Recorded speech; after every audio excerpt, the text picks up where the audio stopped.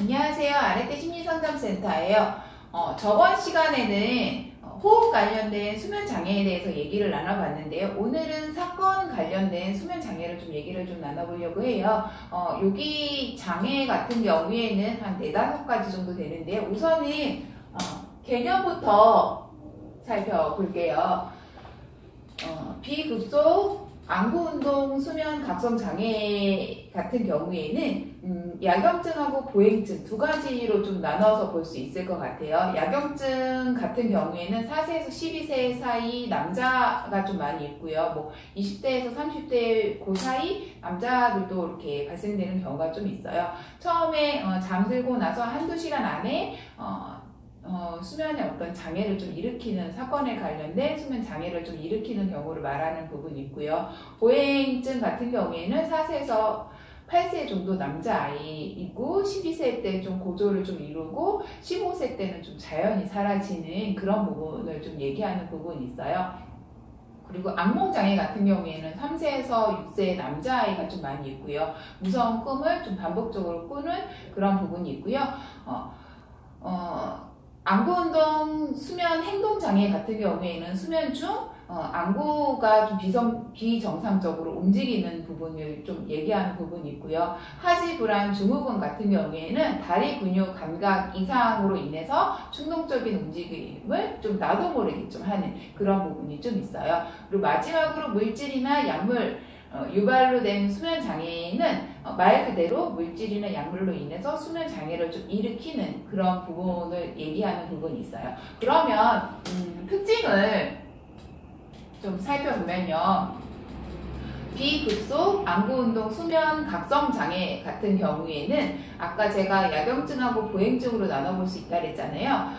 보통 이 두 가지는 이제 수면 초기에 좀 발생하는 부분이 있고요. 야경증 같은 경우에는 자다가 좀 소리를 지르거나 울면서 좀 잠을 깨는, 하지만 꿈에 대한 내용 어떤 기억이나 그런 거는 전혀 좀 모르겠는 그런 부분이 있고요. 진압력이 잠시 좀 혼동을 좀 주는 그런 부분이 좀 있어요. 그리고 대인관계의 어떤 관계에서 좀 갈등을 좀 일으키거나 아니면 유지하는 게 좀 어려운 그런 부분이 좀 있어요. 그리고 보행증 같은 경우에는 수면 중 운동을 좀 계속 반복적으로 하는 건데 말 그대로 수면 중에 좀 움직이는 그런 거라고 생각하시면 될 것 같아요. 그리고 유아 같은 경우에는 뭐 벽장이나 아니면 방에다가 오줌을 좀 넣는 그런 부분이 좀 있어요. 이런 아이들 같은 경우에는 기질적으로 불안이 좀 높고 스트레스에 되게 취약한 그런 부분이 좀 있고요. 그리고 외상후 스트레스 장애나 아니면 범불안 장애나 인격 장애를 좀 동반하는 경우가 있기 때문에 이런 특징들이 있다라는 거 좀 알고 계시면 좀 좋을 것 같고요. 악몽 장애 같은 경우에는 수면 후기라고 생각하시면 될 것 같아요. 수면이 이제 많이 좀 자고 나중에 이제 잠에서 깨기 직전 뭐 한두 시간 전이나 뭐 90분 이전에 발생되는 부분이 있고요. 불안이 공포를 좀 유발하는 그런 부분이 좀 있어요. 그리고 안구운동 수면 행동장애 같은 경우에는 이것도 수면 초기에 일어나는 부분이 있고요. 이거 같은 경우는 꿈을 좀 기억을 해서 꿈에서 꿨던 것들을 행동으로 좀 옮기는 그런 특성을 좀 가지고 있어요. 그리고 하지불안 증후군 같은 경우에는 다리 통증을 좀 일으키고 수면을 좀 방해하는 그런 부분이 있고요. 마지막으로 물질 약물로 인해 유발된 수면 장애 같은 경우에는 우울이나 불안 아니면 뭐 인지적인 어떤 손상을 좀 호소하는 그런 부분이 있어요. 그러면 원인을 좀 살펴보면요. 보통 이제 스트레스가 먼저일 것 같고요. 그 다음에 좀 가족력을 좀 많이 보는 것 같아요. 그래서 가족 중에 이런 수면 장애를 좀 경험하는 그런 이력이 가족 중에 누군가 이런 경험을 좀 하는 그런 부분이 좀 있어요. 그러면 진단을 어떻게 내리는지 좀 간단하게 살펴보면요. 첫 번째로 비급속 안구운동 수면 각성 장애 같은 경우에는 수면 초기에 아까 제가 일어난다고 했고요. 그리고 1개 이상 어떤 보행이나 야경증 같은 증상을 좀 일으키는 그런 부분이 좀 있어요. 그리고 두 번째로 악몽장애 같은 경우에는 수면 후기에 일어나는 부분이 있고요. 그리고 뭐 생명을 좀 위협하는 그런 내용, 꿈 내용으로 인해서 본인이 좀 많이 힘들어하고 그런 꿈을 좀 반복적으로 꾸는 그런 부분이 좀 있어요. 그리고 세 번째, 급속 안구 운동, 수면 행동 장애 같은 경우에는 수면 초기에 일어나고 수면 중 이제 각성이 계속적으로 반복적으로 일어나는 그런 부분이 있어요. 그리고 하지 불안 증후군 같은 경우에는 다리의 어떤 감각 그런 부분으로 인해서 통증이나 그런 부분으로 인해서 계속적인 다리를 움직이거나 그런 부분이 있는데, 이거는 주 3회, 3개월 이상 돼야 진단을 좀 내려진다는 거 알고 있으면 좀 좋을 것 같아요. 그리고 물질이나 약물로 유발된 수면 장애 같은 경우에는 뭐 물질이나 아니면 약물로 수면 장애가 좀 일어나는 그런 부분이 있고요. 그러면 이것도 감별해서 봐야 되는 부분들이 있는데요. 어떤 부분을 좀 감별해야 되는지 간단하게 살펴보면요. 자율신경계의 어떤 반응이나 아니면 호흡 관련된 어떤 수면 장애, 아니면 불안 장애, 물질 관련된 장애, 적응 장애나 기분 장애, 뭐 인격 장애 이런 거하고 좀 감별해서 봐야 되는 부분이 있어요. 그러면 만약에 사건 수면 장애가 왔을 경우 상담은 좀 어떻게 하는지 간단하게 살펴보면요.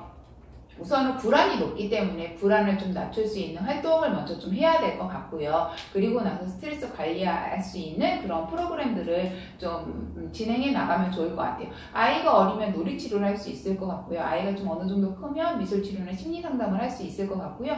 아이가 만약에 왔을 경우에 부모 상담을 좀 통해서 우리 아이를 좀 어떻게 올바르게 양육을 하면 좀 좋을지 그런 부분을 좀 안내받을 수 있을 것 같습니다.